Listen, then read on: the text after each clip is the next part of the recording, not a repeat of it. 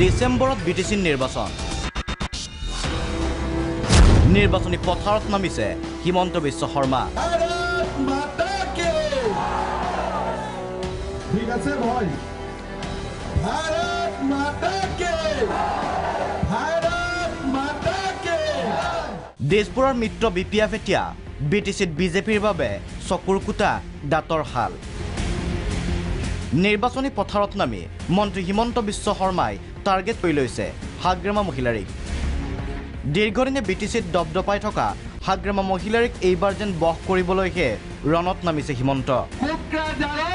আমি বিজেপিৰ চৰকাৰ ৰাইজৰ আশীৰ্বাদত আমি গঠন কৰিম। চলাই গৈছে ইখনৰ পাছত সিখন নিৰ্বাচনী প্ৰচাৰ সভা। কিন্তু মনে মনে বহি থকা নাই হাগ্ৰামা মহিলাৰীও। হিমন্ত বিশ্বক প্ৰত্যুত্তৰ হাগ্ৰামাৰ। হিমন্ত দিছপুৰ দাদাগিৰি বিটিসিত নচলে। অপপ্ৰচাৰ চলাই আছে, এইবিলাক সব মিছা। আৰু দাদা বিটিসিত বিজেপি নিজকে লাভ নাই, আপনার মান সম্মান নষ্ট হব, আহি থাকি লাভ নাই, নাহিবি। আহিলেও আপনি একো কৰিব নোৱাৰে এই বিপেপক যেতিয়ালৈকে আমি আছো।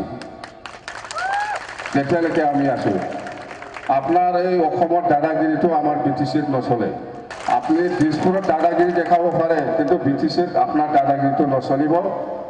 হাগ্ৰামা মহিলাৰীৰ মতে হিমন্তই হেনো বিচাৰিছে বিপিএফত যোগদান কৰিব। কাৰণটো ক'লে হাগ্ৰামাই। মুখ্যমন্ত্ৰী হ'ব নোৱাৰি এইবাৰ বিটিসি চিফ হ'ব বিচাৰিছে হিমন্তই।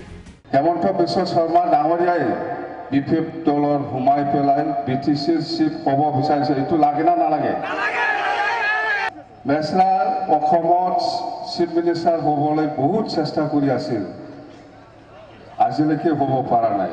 সেইকাৰণে বেচেৰা আমাৰ লগত লাইন লগাই আছে বিপিএফত সোমাই পেলাই বিটিসিৰ চিফ হ'বলৈ। হিমন্তৰ লগতে হাগ্ৰামাৰ আক্ৰমণৰ লক্ষ্য প্ৰমোদ বড়ো।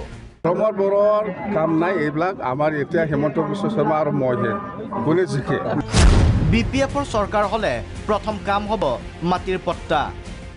আসাম চৰকাৰে বিটিসিৰ বাহিৰত যোৱা 5 তাৰিখ অক্টোবৰত হাজাৰ বিঘাৰ মাটি বাচ্চা দিছে। একেধৰণৰ মাটিটো আমাৰ বিটিসিতো আছে, এই মাটিটোৱে আমি বাচ্চা দি ধৰি গৈছে আৰু দিব। ধুবুৰীৰ পৰ্বতজোৰা সমষ্টিৰ এক নিৰ্বাচনী প্ৰচাৰ সভাত অংশ লৈ এই মন্তব্য হাগ্ৰামাৰ। এইপিনে হিমন্ত বিশ্ব শৰ্মাৰ বিটিসি নিৰ্বাচনী ৰণত ভৰি দিয়াৰ পাছতে কেইবাটাও দল সংগঠন সৰব হৈ পৰিছে।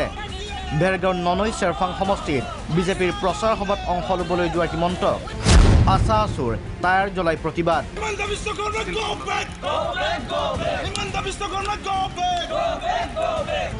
বাক্সাৰ মুছলপুৰত নিশা নিৰ্বাচনী হিংসা। নিৰ্দলীয় প্ৰাৰ্থী মুনচিং ব্ৰহ্মৰ কাৰ্যালয় লণ্ডভণ্ড। দুটা ফৈদৰ মাজত হোৱা সংঘৰ্ষত আহত কেইবাজনো। অভিযোগ মতে এই আক্ৰমণৰ আঁৰত আছিল UPPL কৰ্মী। Bureau report, Prag news.